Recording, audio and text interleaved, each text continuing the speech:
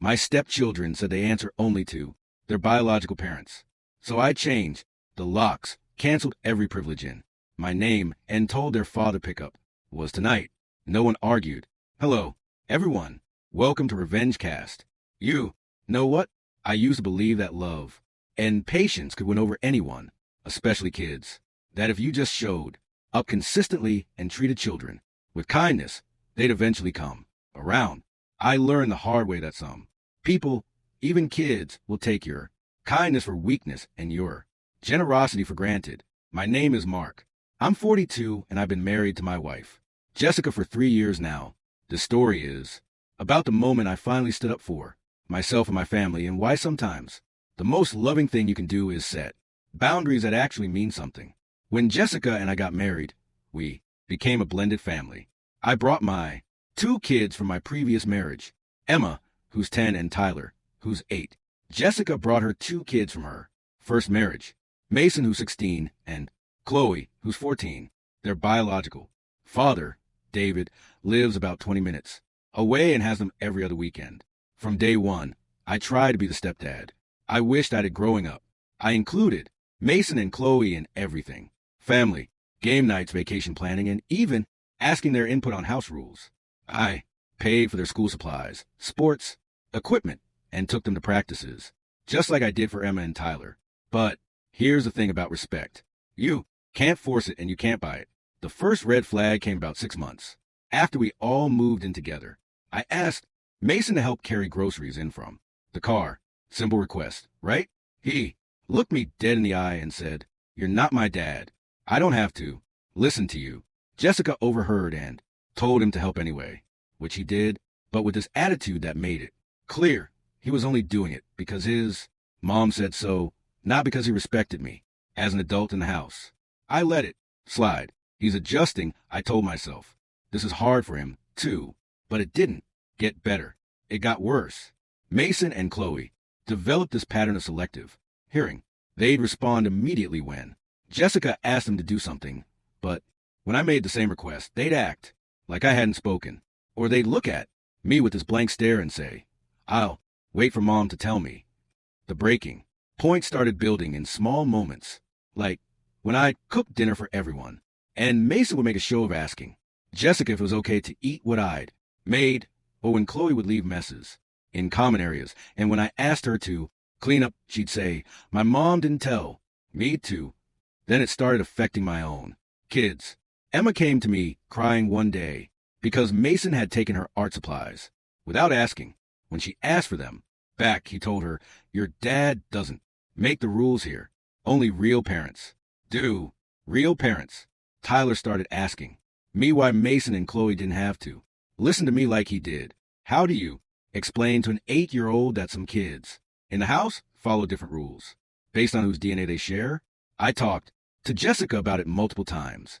She'd have conversations with Mason and Chloe. They'd apologize and things would be okay for a few days. Then we'd be right back to the same pattern. They're still adjusting, Jessica would say. Their father fills their heads with ideas about loyalty and biological family. Just give it more time. But time wasn't fixing anything. It was making things worse because Mason and Chloe were learning they could disrespect me without real consequences. The incident that changed everything happened on a Thursday night in February. I'd had a long day at work, and I came home to find Tyler in his room crying. When I asked what was wrong, he told me that Mason had broken his favorite toy, a model airplane we'd built together. And when Tyler got upset, Mason said, "Tell your dad to buy you a new one. That's all he's good for anyway." I found Mason in the living room playing video games like nothing had happened. "Mason," I said, "we need to talk about what happened with Tyler's airplane." He didn't even pause his game. "I don't know what you're talking about. You broke his model airplane, the one we built together." He shrugged. "Accidents happen. This wasn't an accident." Tyler said, "You threw it against the wall when he wouldn't let you use his gaming headset." Mason finally looked at me, but his expression was pure defiance. "Tyler's lying. And even if he wasn't, you're not my dad. I don't have to explain anything to you. You're living in my house." I said, trying to keep my voice calm. You're eating food I buy, using electricity I pay for, and you just broke something that belongs to my son. You absolutely do owe me an explanation. He laughed. Your house? Mom pays rent. 2. Your son? Tyler's not even related to me. And you? You're just Mom's husband. You're not my parent. You don't make my rules. And I don't answer to you. Something snapped inside me. Not anger exactly, but this cold clarity. This kid had just told me exactly where. I stood in his eyes. And it wasn't just disrespectful, it was cruel. But instead of yelling, I nodded. Okay, I said. I hear you loud and clear. I walked away and went to my home office. I pulled out my laptop and started making a list of everything in the house that was in my name or that I paid for. The mortgage, the utilities, the internet, the cable, the family cell phone plan that included Mason and Chloe's phones, the car, insurance that covered Jessica's car, the one she drove Mason and Chloe around, in the gym membership, the streaming services, even the gaming console Mason had been playing on. Then I started making phone calls. I called my cell phone provider and removed Mason and Chloe's lines from our family plan. I called the cable company and scheduled a disconnection for the next day. I called the internet provider and did the same. I changed the password on all the streaming accounts. Jessica found me in the office around 10 p.m. She asked. Mason made it very clear tonight that I'm not his parent and he doesn't answer to me, I said without looking up from my computer. So I'm making sure he doesn't have to worry about accepting anything from someone who isn't his parent. Her face went pale. Mark, what did you do? I'm removing Mason and Chloe from everything that's in my name or that I pay for. Their phones are already disconnected. Internet and cable get shut off.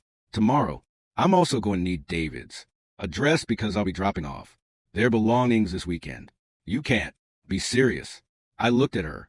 Man, Jessica, your son just told me I'm nothing more than your husband, that I have no authority in my own house, that my children don't matter because they're not related to him. He's right that I'm not his parent, but that means I'm not responsible for him either. They're kids, Mark. They're still learning. No, I interrupted. Emma and Tyler are kids, and they've learned to be respectful. Mason is 16. He's old enough to drive, old enough to have a job, old enough to understand consequences.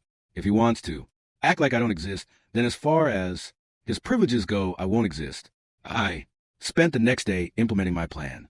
I packed up Mason and Chloe's belongings, clothes, electronics, personal items, and loaded them into my truck. I changed the locks on the house and had new keys made for Jessica, Emma, Tyler, and myself. When Jessica, Mason, and Chloe came home that afternoon and couldn't get in, they called me. Mark, Jessica said when I answered, we can't get in the house. I changed the locks, I said calmly. Mason and Chloe's things are packed and ready to go to David's. You can't kick out my children. I'm not kicking them out because they're your children. I'm removing them because they've made it clear they don't recognize me as having any authority in my own home. People who don't respect the home don't get to live in home. They're silent in their own. I'll be home in 20 minutes. I can tell. David can pick them up now and even drive them over. But they're not coming back until they can treat me with basic respect. When I got home, David was on the way. Jessica had carried him and he came straight in. David said when he saw me, this seems pretty extreme on some teenage attitude. I looked at him steadily. David, if your son told you that you weren't his parent, that he didn't have to listen to you, and that your children didn't matter to him, what would you do? David was quiet for a moment. I'd probably want to teach him a lesson. That's all I'm doing, teaching a lesson about respect and consequences. I turned to Mason and Chloe, who were standing next to Jessica's car, looking stunned. I want you both to understand something, I said. This isn't about me being mean or petty. This is about respect. You've told me in words and actions that I'm not your parent, and you don't answer to me. Okay, I accept that. But parents provide for their children. If I'm not your parent, then I'm not obligated to provide for you. Mason, for the first time since I'd known him, looked uncertain. You're really going to make us leave? You told me I had no authority over you in my own house. You were right, but authority and responsibility go together. No authority means no responsibility. Chloe started crying then. But where will we go? To your dad's, I said gently. He's your parent. I'm just your mom's husband, remember? I helped David load their things into his car. As they were getting ready to leave, Mason looked at me. What if we want to come back? Then you'll need to decide if you can treat me with the same respect you'd show your father, because that's what I am in this house. A father figure who deserves basic respect. They left with David that night. Jessica was furious with me at first. We had some very difficult conversations over the next few days. She accused me of being cruel, of giving up on her kids, of putting my ego before our family. But I held firm. Jessica, I love you and I want to love your kids, but I can't love people who actively disrespect me and hurt my children. Mason and Chloe need to learn that actions have consequences, and the consequence of rejecting my authority is losing my support. Emma and Tyler, meanwhile, were different kids. The tension in the house disappeared overnight. They did their homework without being asked, helped with chores without attitude, and for the first time in months, they seemed relaxed in their own home. After a week, David called me. Mason and Chloe want to come back, he said. They've been asking every day. What do you think? I asked. I think they learned something, David said. Mason especially. He's been quieter, more thoughtful. I think he realized that respect isn't optional in a household. And Chloe, she misses her mom. And she asked me to tell you she's sorry for being rude. I talked it over with Jessica. We decided to let them come back, but with clear expectations. When Mason and Chloe returned, I sat them down for a conversation. Before you move back in, I said, I need to know that you understand the rules of this house. I'm not asking you to call me dad or to love me like you love your father, but I'm asking you to treat me with the same respect you show any adult who's taking care of you. Mason nodded. I get it. And I'm sorry about what I said about Tyler and the airplane thing. That was messed up. And I'm sorry for being disrespectful. Chloe added quietly. I didn't realize how much you do for us until it was gone. It wasn't perfect immediately. There were still moments of tension, still times when old patterns tried to resurface. But something fundamental had changed. Mason and Chloe had learned that respect isn't just something you give to people you're related to. It's something you give to people who care for you. 6 months later, Mason came to me when he was struggling with a math problem instead of waiting for Jessica to get home from work. Chloe started saying thank you when I drove her to soccer practice. Small things, but they mattered. The real test came about a year later, when Mason wanted to go to a concert with friends. He came to me and Jessica together and asked for permission. When Jessica said yes, but I expressed some concerns about the venue and the crowd, Mason didn't dismiss me or say he didn't have to listen to me. Instead, he addressed my concerns seriously and worked with me to come up with a compromise that made everyone comfortable. That's when I knew we'd truly become a family. Looking back, I don't regret changing those locks. Some people call it extreme, but sometimes extreme situations require clear responses. Mason and Chloe needed to learn that you can't have the benefits of being part of family without the responsibility of treating all family members with respect. My marriage with Jessica is stronger now, too. She saw that I wasn't willing to be a doormat, but I also wasn't willing to give up on her kids. I was willing to fight for a relationship built on mutual respect, rather than one-sided obligation. Emma and Tyler learned something important, too. That respect isn't negotiable in our house, and that I'll stand up for them when they're being treated poorly.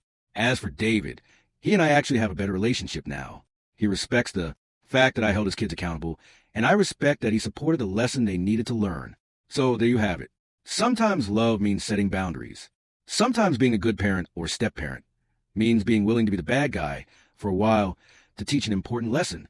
Was I wrong to change the locks and kick out my stepchildren? Or was it the wake-up call they needed to learn about respect and consequences? Let me know what you think in the comments below. And if you enjoyed this story, please hit that like button and subscribe to Reddit Visuals. We're building a community here where respect matters and consequences are real. Thanks for watching.